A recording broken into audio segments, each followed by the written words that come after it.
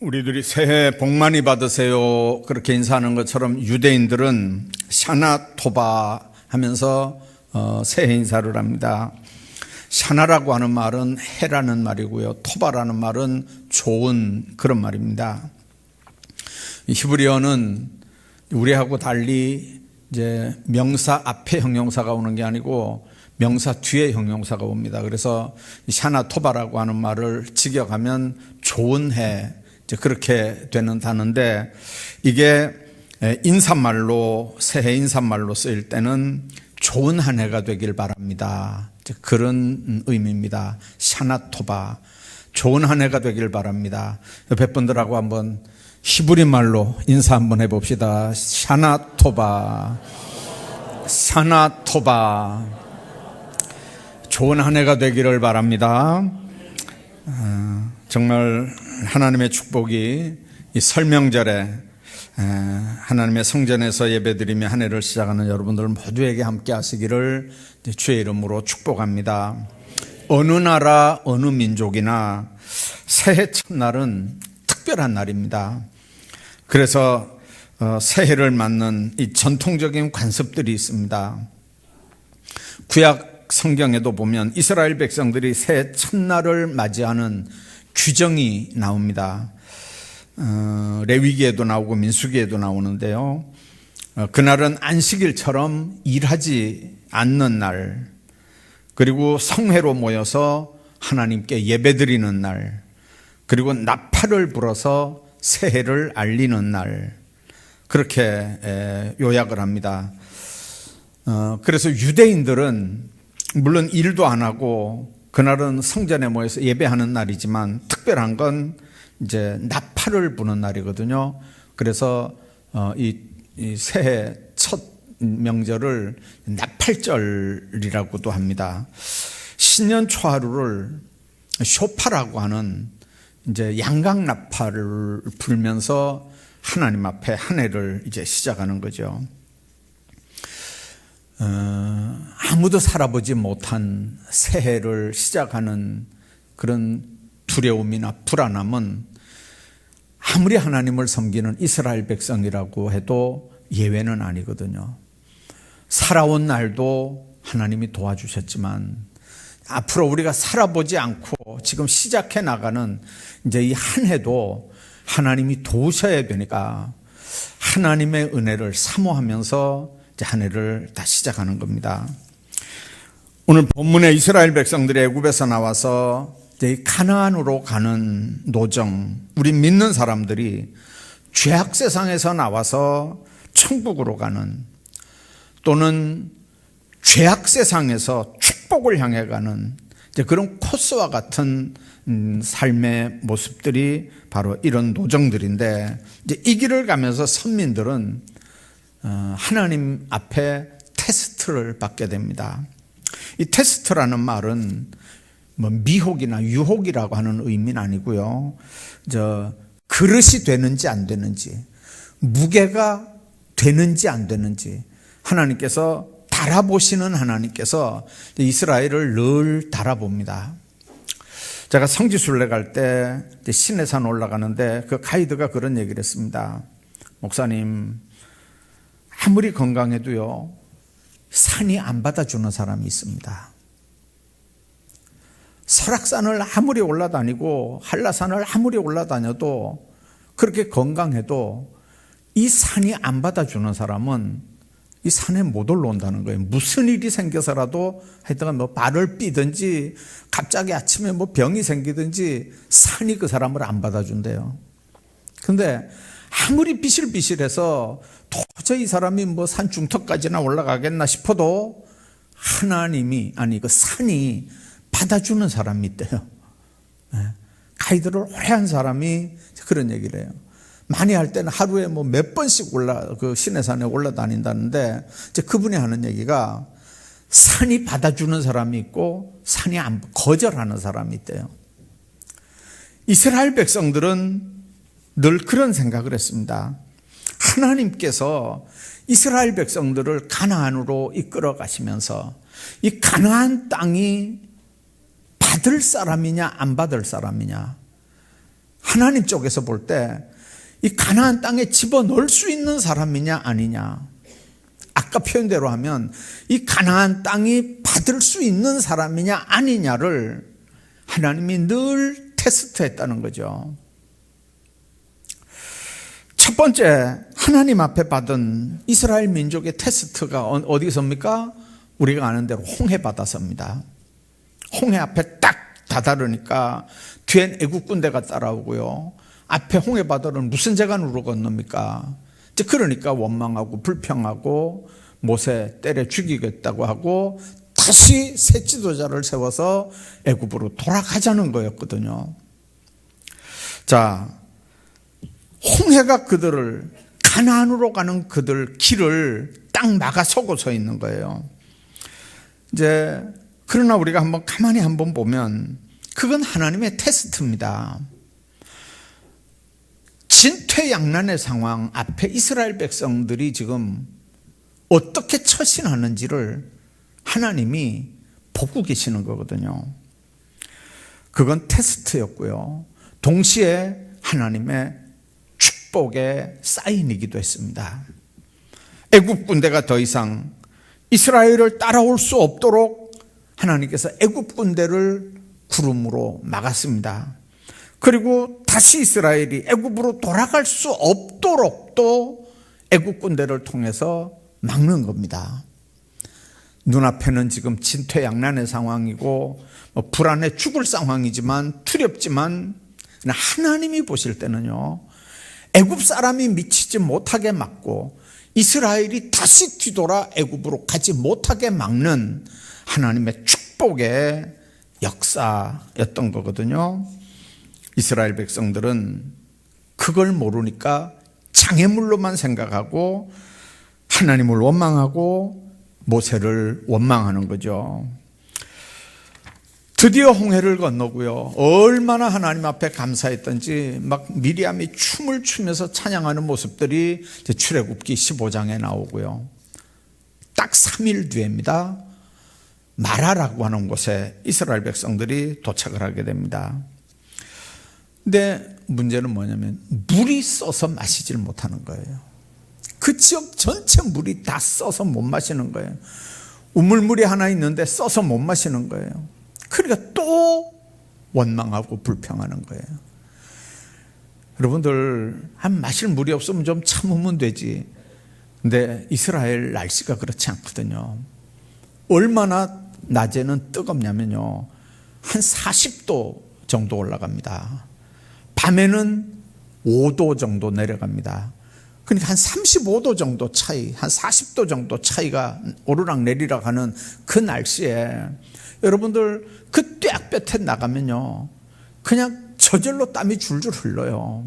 그냥 막 타는 그 무더위가 물을 저절로 찾게 돼 있습니다. 그런데 마실 물이 없어 봐요. 원망할 수밖에요. 불평할 수밖에요. 자, 그러니까 너무 답답하니까 또 원망하고 불평하거든요. 이제 그때 하나님께서 모세에게 한 나뭇가지를 이렇게 가르쳐 주시고 그 나뭇가지를 꺾어서 그 샘물에 던지니까 물이 이제 쓴 물이 달아졌다. 그래서 이스라엘 백성들이 그 물을 마셨다고 말씀합니다. 자, 조금 가다가 또 너무 이제 나올 때 그 사람들은 우리 같으면 누룩을 넣지 않은 빵을 만들어서 가지고 나왔습니다. 그게 무슨 얘기냐면, 여러분들 칼국수 만들 때 누룩을 안 넣잖아요. 빵을 만들 때는 누룩을 넣지만 칼국수 만들 때는 누룩 안 넣잖아요. 밀가루 반죽을 해가지고 이렇게 하는데, 그 누룩 없는 빵, 그러니까 칼국수 만드는 것처럼 그렇게, 그런 빵, 이스라엘은 그걸 걸레빵이라고 그래요, 여행객들이. 그런 빵을 이스라엘 백성들이 가지고 나왔으니까 그게 뭐 얼마나 며칠이나 먹을 수 있는 거였겠어요. 근데 이제 양식이 떨어진 거죠. 그 광야에서 어디서 양식을 구합니까? 살 때는 어디 있고요, 구할 때는 어디 있겠습니까? 그러니까 또 원망하는 거죠. 그래서 하나님께서 해결해 주시는 방법이 만나를 통해서 이제 이스라엘 백성들을 먹이시는 사건들이 이제 생깁니다. 자, 이렇게 이제 큰 사건 몇 가지만 해도요, 사실은 이스라엘 백성들이 이제 감사하고 감격할 수밖에 없는 사건인데요. 오늘 우리가 읽은 이 17장에 보면 이제 그 이스라엘 백성들이 무리바라고 하는 지역으로 또 이제 도착하게 됩니다. 물이 없는 거예요. 마실 물이 없는 거예요. 그러니까 또 원망하고 또 불평합니다. 하나님께서 이번에는요, 나일강을 쳤던 그 지팡이를 들고 장로들과 함께 호렙산으로 오르라는 거예요. 하나님이 그 산 앞에 나타날 테니까, 설 테니까 그때 이 반석을 치라는 거거든요. 반석에서 물이 나겠다는 거예요. 여러분들 한번 생각해 보십시오. 물이 저지대에서 나거든요. 아니, 산꼭대기에서, 더더군다나 바위에서 무슨 물이 납니까? 이게 말도 안 되는 그런 명령을 받고 모세가 그 지팡이를 들고 장로들과 함께 호렙산으로 올라갑니다. 그리고 하나님의 명령대로 이제 그렇게 물을 내서 이스라엘을 마시는 거거든요. 자, 이렇게 홍해 앞에부터 시작해서 이 무리바 반석을 칠 때까지 사실은 한 번도 하나님 앞에 이스라엘 백성들이 그 하나님의 테스트에 통과하지를 못합니다. 네. 자, 그런데요, 하나님 앞에 통과하지 못하는데도 불구하고 하나님은 그들을 먹이시고 그들을 입히십니다. 물도 주고 떡도 주고요. 또 홍해도 가르시고 그리고 반석을 쳐서 물도 주셔요. 구름과 불기둥으로 그들을 인도하셔요. 합격품이 아닌데도요. 테스트에 통과되지 않았는데도요. 그런데 놀라운 건요, 그러니까 그 불기둥, 구름기둥이 이스라엘을 인도하는데 어떻게 인도하냐면요, 계속해서 뺑뺑 돌게 만드는 거예요.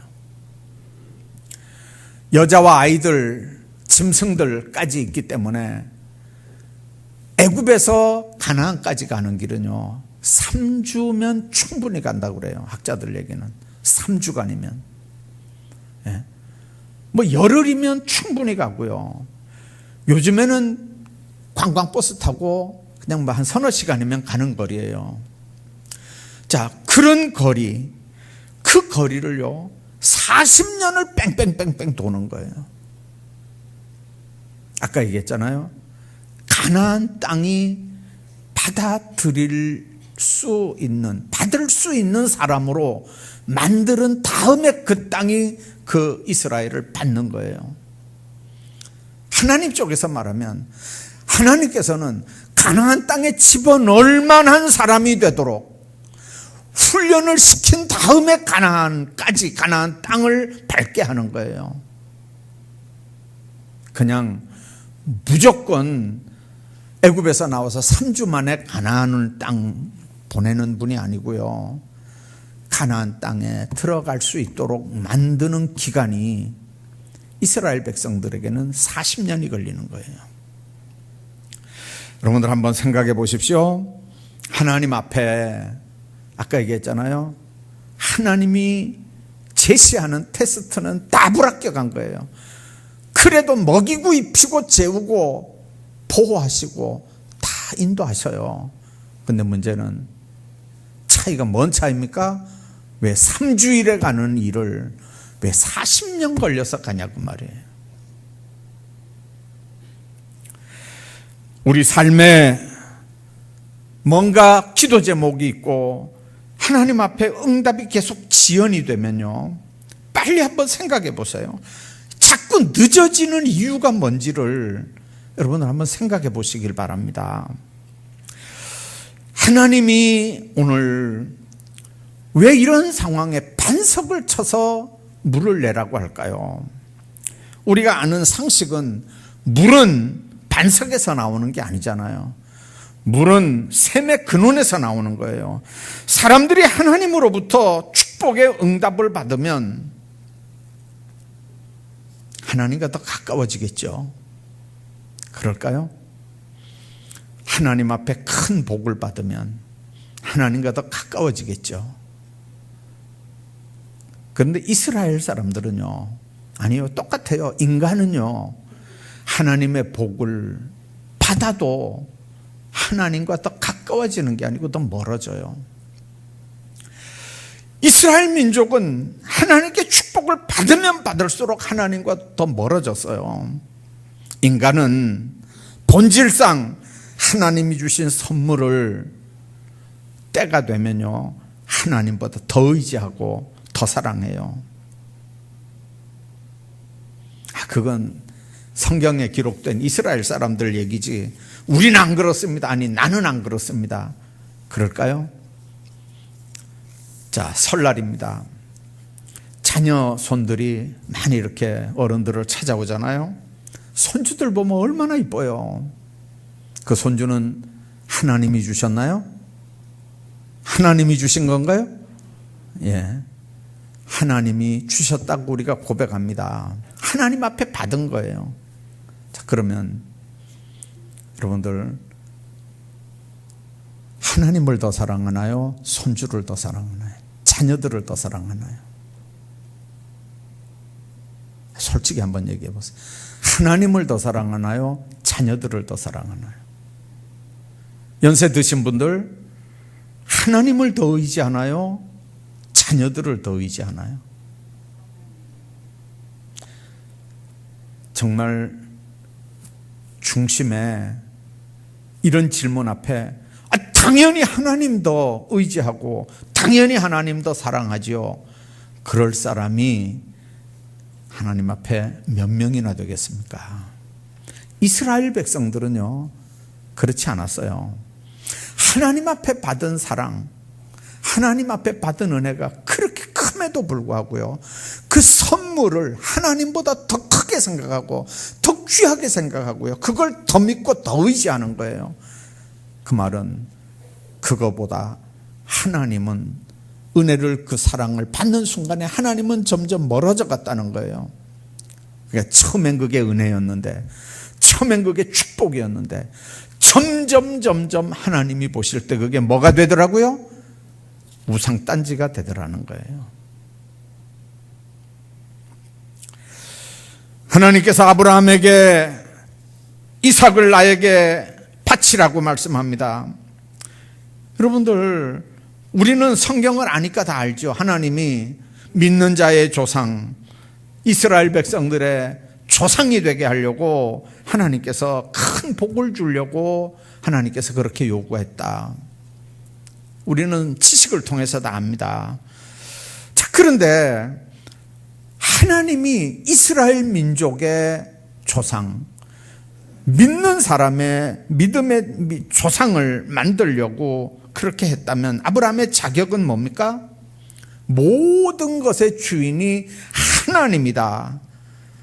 그걸 알아야 되고요, 그걸 고백할 수 있어야 되고요, 그걸 삶에서 그렇게 믿고 사는 그 복을 받을 자격이 있어야 되는 거거든요. 하나님이 주인이라고 하는 걸 알아야 되는 거예요.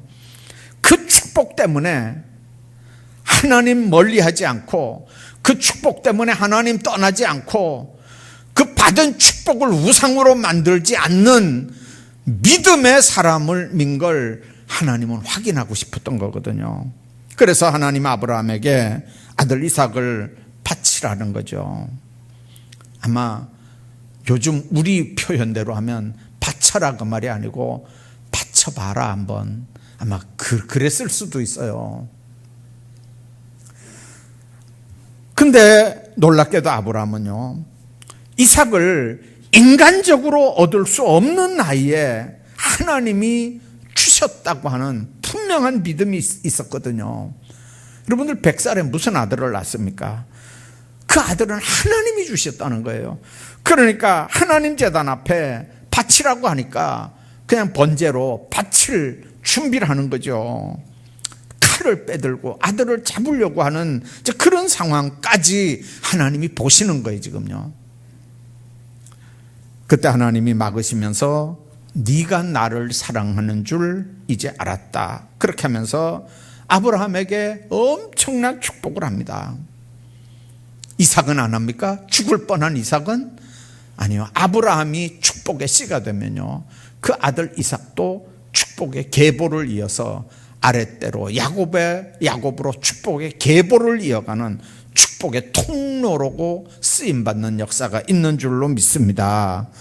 아브라함에게 헤아릴 수 없는 축복을 주셔서 믿음의 조상이 되고, 그리고 놀라운 은혜와 축복을 주시는 거거든요. 사람을 세울 때도 그래요. 하나님이 어떤 사람을 세우시고 어떤 사람에게 일을 맡기고 그럴 때도요, 이 사람에게 이 일을 맡겨서 되는지, 이 직분을 줘서 되는지 하나님은 시험하셔요. 하나님은 다윗을 왕 삼으려고 사무엘을 통해서 다윗에게 가서 기름을 부었잖아요. 여러분들, 왕으로 삼기 위해서 기름 부은 거예요. 거기 지금 사무엘이 와서 기름 부은 거거든요. 그러면 그 자리에서 바로 왕 시켜줘야 될 거 아니에요. 왕이 돼야 될 거 아니에요. 근데 기름 부음 받고도 왕은 안 됐어요. 그리고 얼마 있다가 전쟁이 일어났는데 블레셋, 아주 강대한 나라가 이제 전쟁이 일어났고요.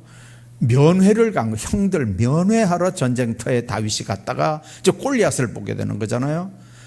자, 여러분들, 그 골리앗 앞에 섰을 때 다윗이 하나님의 감동을 받습니다.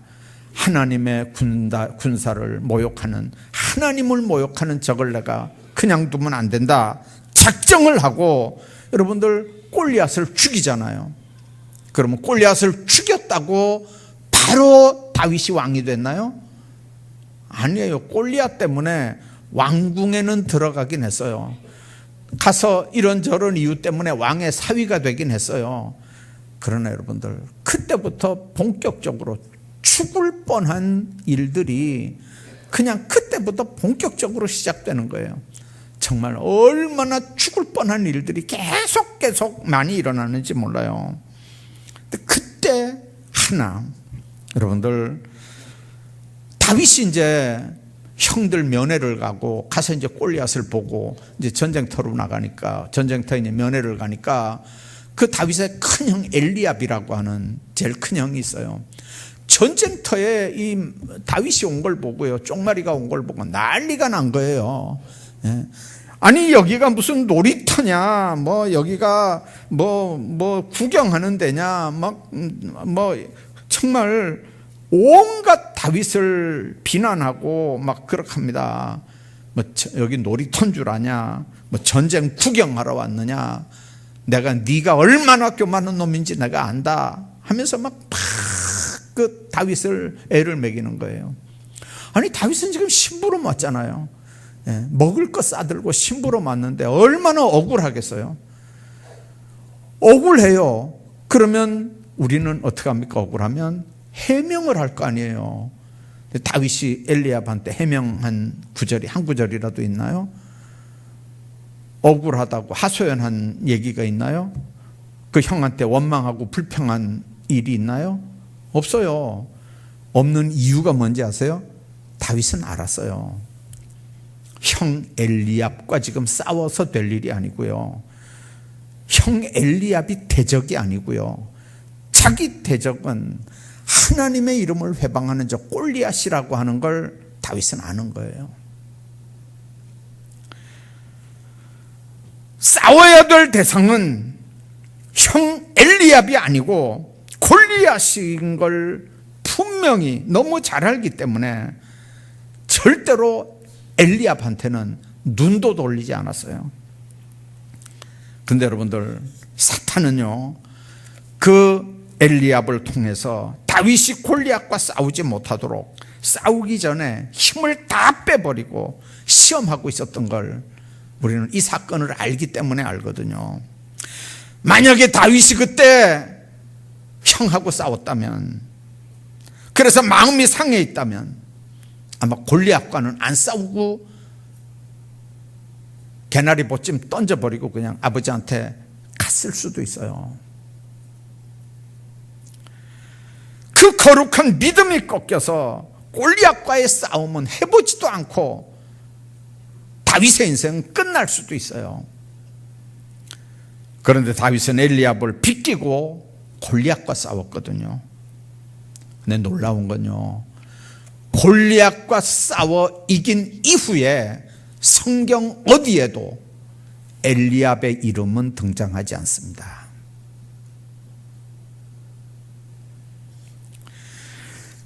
우리는 골리앗을 싸워 물리치면 엘리압은 자연히 없어져 버리는 존재라고 하는 걸 알아야 합니다. 그리고 우리가 좋은 일을 하려고 하면, 거룩한 일을 하려고 하면 언제나 우리들 앞에는 엘리압이라고 하는 시험거리가 우리 앞에 다가온다고 하는 걸 우리가 알아야 합니다. 여러분들, 그 엘리압이요, 어떨 때는 아내일 수도 있고요, 어떨 때는 남편일 수도 있고요, 어떨 때는 내 가족들 중에 누구일 수도 있고 가장 가까운 누구일 수도 있어요. 어떤 사람이 부흥회 참석해서 은혜를 받았어요.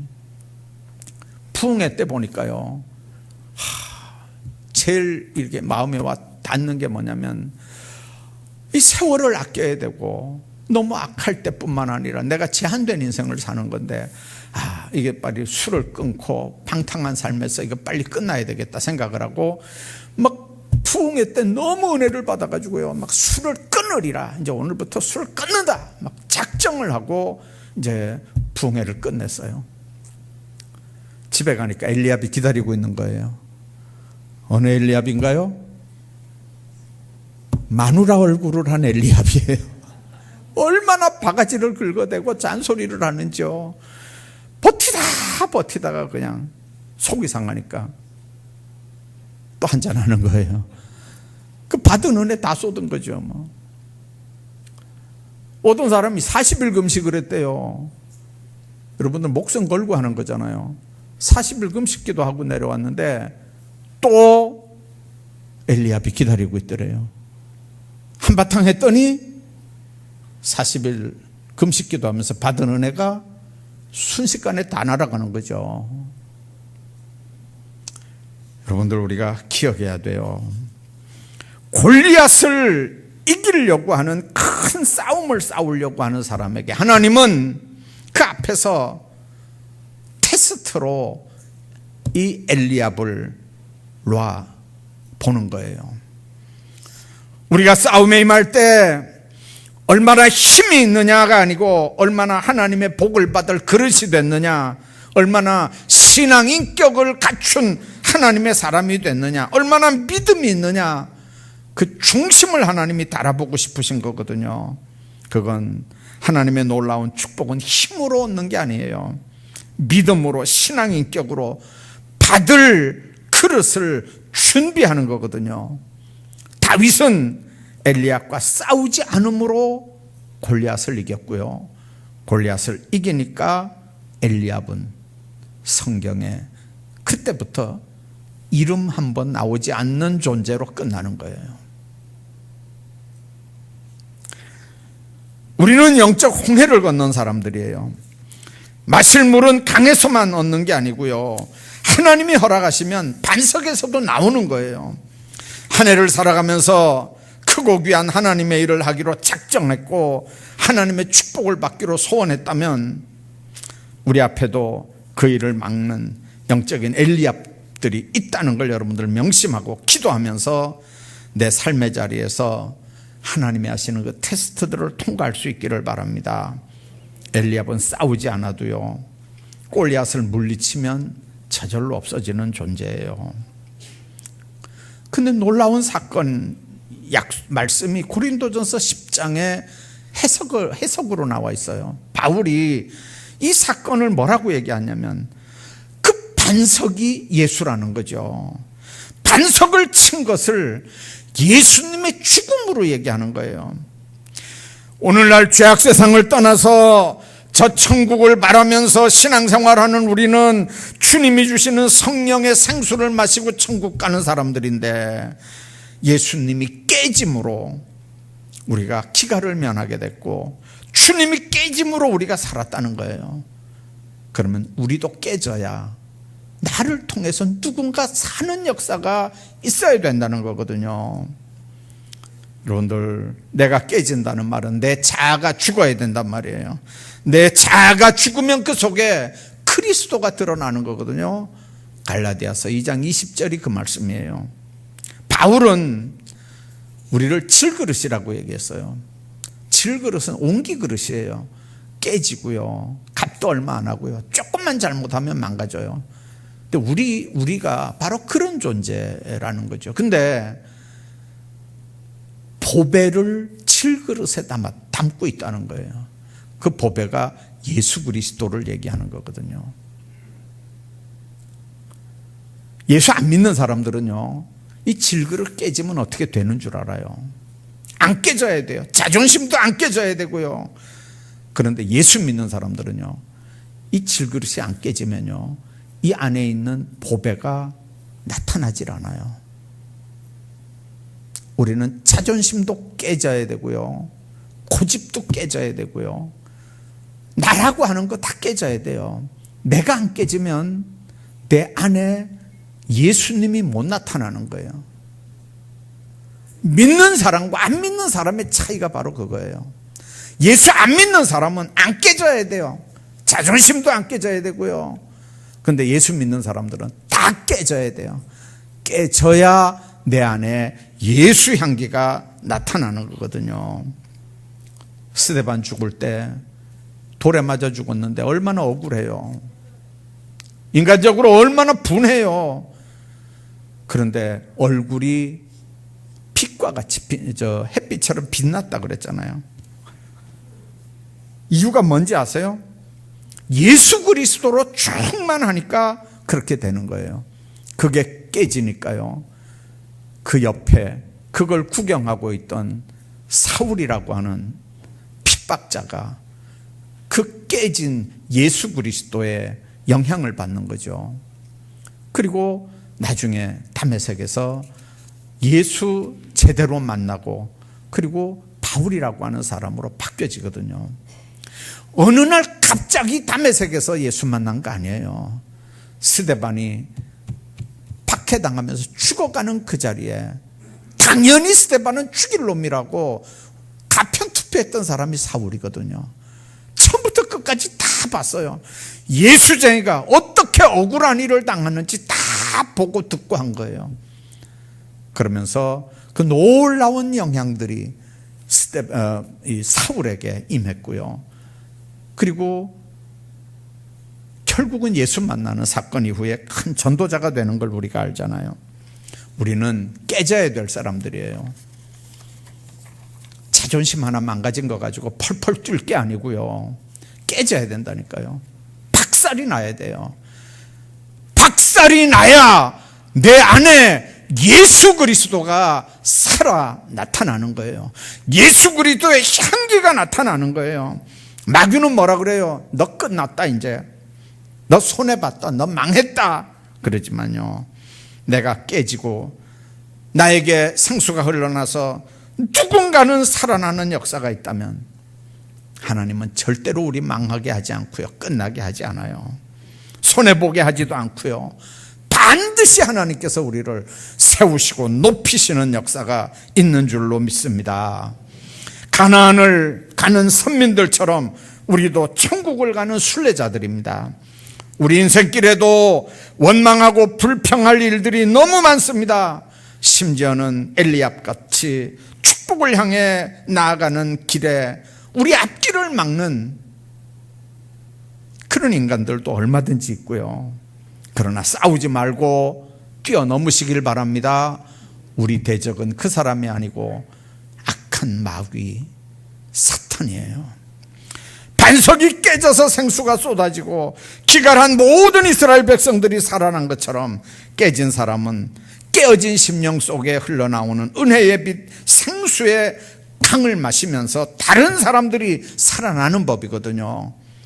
올해도 우리 자아가 깨지고 더 부서지고 더 부서짐으로 남을 살리는 그런 역사가 일어나는 그런 한 해가 되기를 주의 이름으로 축복합니다.